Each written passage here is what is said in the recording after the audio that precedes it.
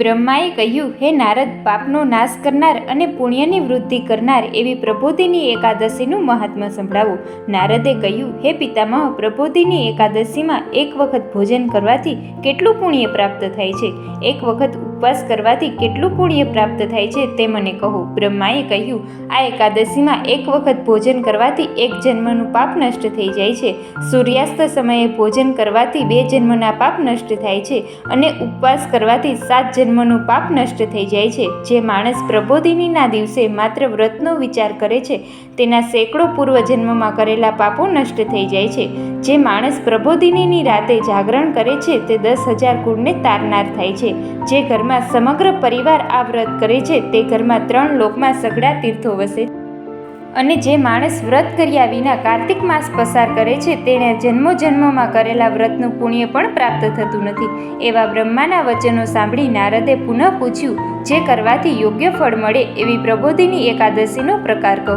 મિત્રો, આજના વિડીયોમાં આપણે પ્રબોધિની એકાદશીની વ્રતવિધિ અને મહાત્મ્ય વિશે વાત કરવાના છીએ. તો વિડીયો અંત સુધી અવશ્ય જુઓ અને જો તમે અમારી ચેનલમાં નવા હોય તો ચેનલને સબસ્ક્રાઈબ કરી બેલ આઇકન દબાવી દેજો, જેથી આવનારા બધા જ વિડીયોની અપડેટ મળતી રહે. બ્રહ્માએ કહ્યું, એકાદશીના દિવસે બ્રહ્મ મુહૂર્તમાં ઉઠી દાંતણ અને જળથી મુખ સાફ કરી સ્નાન કર્યા બાદ શ્રીહરિની પૂજા કરવી. પછી ઉપવાસ કરવો. રાત્રે ભગવાનની આગળ કીર્તન કરી જાગરણ કરવું. ભગવાનની મૂર્તિને ફળો ધરાવવા, ધૂપદીપ કરવા, તુલસી પત્ર ધરાવવા, ચંપાના પુષ્પો વડે ભગવાનનું પૂજન કરવું.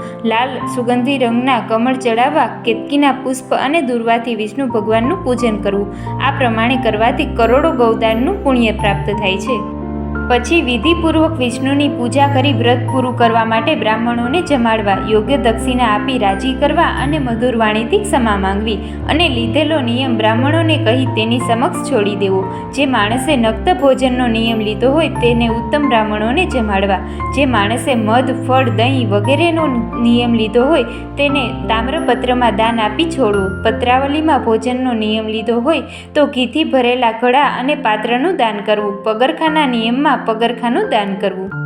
જે માણસે મંદિરમાં દીવો કરવાનો નિયમ લીધો હોય તો તાંબાના અથવા સોનાના કોડિયું ઘી વાટ સહિત દાન કરવું. એકાંતર ઉપવાસનો નિયમ લીધું હોય તો વસ્ત્રથી વાટેલા અલંકારના સોનાના ઉત્તમ 8 ઘડાનું દાન કરવું. હે મુને, જો ઉપર કહેલા દાન આપવાની શક્તિ ન હોય તો બ્રાહ્મણને નમસ્કાર કરી તેને જમાડી દક્ષિણા આપી વિદાય કરવા અને ચાતુર્માસમાં વ્રત લીધેલા નિયમોની સમાપ્તિ કરવી. એવી રીતે જે માણસ વ્રત કરે છે તેને અનંત ફળ પ્રાપ્ત થાય છે અને તે વૈકુંઠ ધામને પામે છે અને બીજી વખત જન્મવું પડતું નથી. જે માણસ લીધેલા વ્રતનો ભંગ કરે છે તે આંધળો અથવા કોઢિયો થાય છે. માટે હે નારદ, તમે જે પૂછ્યું હતું તે મેં કહી સંભળાવ્યું. આ કથા પાઠ સાંભળવા માત્રથી અનંત ઘણું પુણ્ય પ્રાપ્ત થાય છે. આવી રીતે સ્કંદ પુરાણમાં કાર્તિક માસના શુક્લ પક્ષની પ્રબોધિની એકાદશીનું મહાત્મ્ય કહી સંભળાવેલું છે. યુધિષ્ઠિરે પૂછ્યું, હે શ્રી કૃષ્ણ, તમે પ્રસન્ન હો તો ભાદરવા વદ એકાદશીનું શું નામ છે અને તે વ્રત કેવી રીતે કરવું તે કૃપા કરીને કહો. શ્રી કૃષ્ણએ કહ્યું, ભાદરવા વદ એકાદશીનું નામ ઇન્દિરા છે. તે દિવસે વ્રત કરવાથી મહાપાપ નષ્ટ થાય છે અને અધોગતિને પામેલા પિતૃઓનો ઉદ્ધાર થાય છે.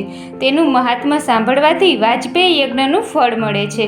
હવે આ કથા સાવધાન થઈ સાંભળો, પણ એ પહેલાં મિત્રો, જો તમે અમારી ચેનલમાં નવા હોય તો ચેનલને સબસ્ક્રાઈબ કરી બેલ આઇકન દબાવી દેજો, જેથી આવનારા બધા જ વિડીયોની અપડેટ મળતી રહે. પૂર્વે સત્યયુગમાં મહિષ્મતી નગરીમાં ઇન્દ્રસેન નામનો રાજા રાજ્ય કરતો હતો. તે શત્રુનો નાશ કરનાર યશસ્વી હતો. તે પુત્ર પૌત્રના પરિવારવાળો, ધન ધાન્યની સમૃદ્ધિવાળો, વિષ્ણુ ભક્તિ અને પારાયણમાં ધર્મથી પ્રજાનું પાલન કરનારો હતો. તે સતત આત્મજ્ઞાનના વિચારમાં અને નારાયણના ધ્યાનમાં સમય પસાર કરતો હતો. એક દિવસ તે રાજા સભામાં સુખેથી બેઠો હતો. એ વખતે બુદ્ધિમાન નારદ મુનિ ત્યાં પધાર્યા. ત્યારે રાજાએ સામે જઈ હાથ જોડી અધ્ય વગેરેથી પૂજા કરી આસન ઉપર બેસાડ્યા.